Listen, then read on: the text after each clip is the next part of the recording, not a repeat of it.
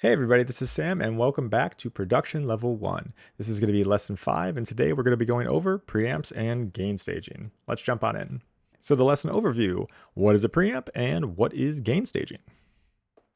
Well, what is a preamp? A preamp is what we plug microphones and or DI'd instruments into to turn up or down the signal. Here's an example. Okay, so we have our microphone and or a DI'd instrument.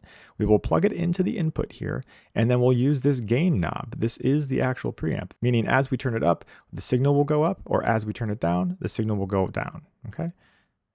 And to note, gain is also known as volume or level. Okay. So the point of understanding, some microphones and DI instruments have a different level of output and or sensitivity, meaning we need a way to control how much or how little signal we record.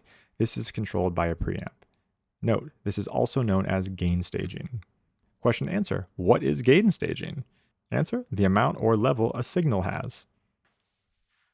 Okay, so the point of understanding here is gain staging is prevalent throughout each step of the production process. However, when we're recording with either the microphone or a DI instrument, the main focus really needs to be on not going into the red when we are looking at the preamp.